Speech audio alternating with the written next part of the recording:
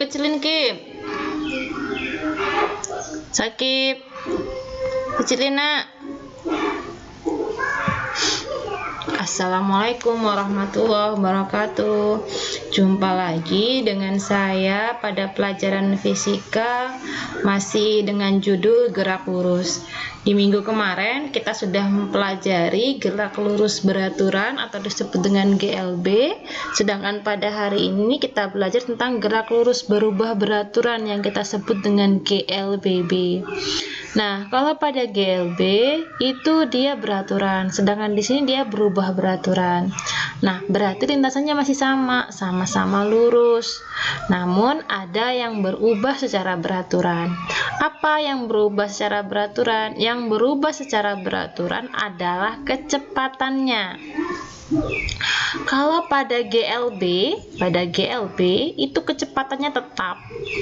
Sedangkan pada GLBB itu berubah-ubah, tapi berubah-ubahnya itu beraturan. Jadi kalau tadinya 10, kalau berubah ya jadi tergantung percepatannya berapa. Kalau percepatannya itu sebesar 10, maka pada menit pertama itu 10, pada menit kedua jadi 20, menit ketiga 30, menit keempat itu 40. Itu kalau percepatannya 10. Kalau percepatannya 5, berarti nambahnya juga 5, 10, terus jadi 15, terus jadi 20, terus jadi 25. Jadi nambahnya itu selalu tetap. Nah, sehingga percepatannya tetap. Maka GLBB atau gerak lurus berubah beraturan itu disebut dengan gerak dengan percepatan tetap atau gerak dengan perlambatan tetap. Nah, beda dengan GLBB. GLBB ini tidak punya percepatan karena tidak ada penambahan kecepatan. Kecepatannya selalu tetap saja selama waktu tersebut gitu. Ya. Nah, sekarang kita lihat grafiknya. Pada GLB itu grafiknya seperti ini, kecepatannya selalu tetap. Nah, pada GLBB kecepatannya naik nih. Pada GLB jarak dan waktu, pada grafik jarak dan waktu itu semakin banyak waktunya, jaraknya juga semakin naik ya, tapi naiknya itu linier. Sehingga rumusnya S sama dengan V kali T, yaitu linier saja. Sedangkan pada GLBB itu dia grafiknya membentuk persamaan kuadrat nih. Dia naik terus tapi dia melengkung. Ini yang dipercepat, yang diperlambat seperti ini. Nanti di matematika kalian akan tahu grafik persamaan kuadrat itu seperti ini.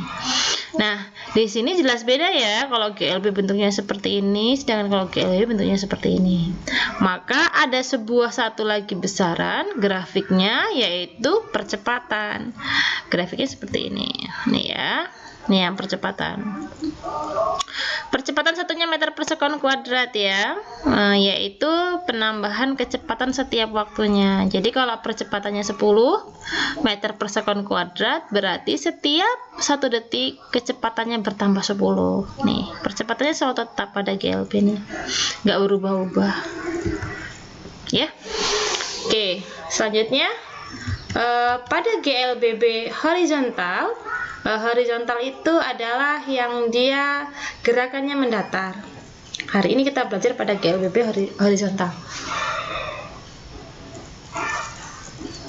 Karena tujuan kita atau kompetensi dasar kita adalah menganalisis besaran-besaran pada gerak lurus dengan kecepatan konstan dan gerak lurus dengan percepatan konstan, maka kita harus tahu apa saja besaran-besaran pada gerak lurus dengan percepatan konstan atau percepatan tetap. Nah, besarannya adalah kecepatan awal. Kecepatan awal itu adalah kecepatan mula-mula atau kecepatan pada saat T sama dengan 0.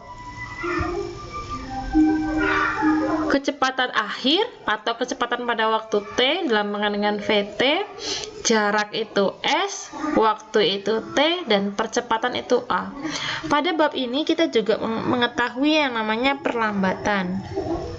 Perlambatan terjadi jika kecepatan awal nilainya lebih besar daripada kecepatan akhir. Sedangkan percepatan terjadi jika kecepatan akhir lebih besar daripada kecepatan awal. Adapun keempat besaran ini disatukan dengan sebuah rumus, yaitu VT sama dengan V0 plus AT plus minus AT, VT kuadrat sama dengan V0 kuadrat plus minus 2AS, dan S sama dengan V0T plus minus setengah AT kuadrat. Ini perhatikan, ada kuadratnya. Maka tadi jelas ya, kalau di grafiknya itu dia membentuk persamaan kuadrat, bukan persamaan linier. Lah, di sini ada tanda plus dan tanda min. Kenapa? Iya, kenapa? Karena tanda plus itu untuk benda yang bergeraknya dipercepat atau kecepatannya bertambah. Sedangkan tanda min itu untuk benda yang bergeraknya itu diperlambat atau kecepatannya berkurang. Nah, anak-anak, rumusnya kok banyak Bu, ada 3. Iya, tapi tidak semua digunakan. Caranya, tips mengerjakan soal itu tulis dulu yang diketahui, kemudian lihat ketiga rumus di atas, mana yang cocok. Misal, yang ditanya adalah T, ya jangan pakai rumus nomor 2, pakainya rumus nomor 1 atau nomor 3. Nah, kemudian kalau yang ditanya S Bu, jarak, ya jangan pakai rumus nomor 1, pakai rumusnya nomor 2 dan atau nomor 3 gitu ya. Kalau yang ditanya itu kecepatan akhir Bu, ya jangan pakai rumus nomor 3, nggak ada di sini kecepatan akhirnya, pakai rumusnya nomor 1 atau nomor 2. Kenapa Ibu sebut atau? Karena bisa jadi pakai kedua-duanya atau pakai salah satu.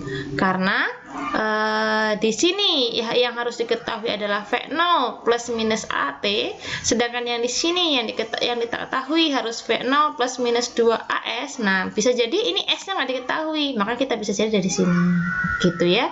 Jadi ketiga rumus ini saling berhubungan, maka lebih mudahnya kamu tulis dulu besaran mana yang diketahui. Nah, dan yang ditanya tentunya. Kalau yang ditanya S ya jangan pakai rumus nomor 1, nggak bakalan ketemu. Kalau yang ditanyakan misalnya kecepatan, ya jangan kecepatan akhir, jangan pakai rumus ini, nggak bakalan ketemu ya. Paham? Oke, kalau begitu silahkan langsung ke post testnya ya. Saya akhiri. Wassalamualaikum warahmatullahi wabarakatuh.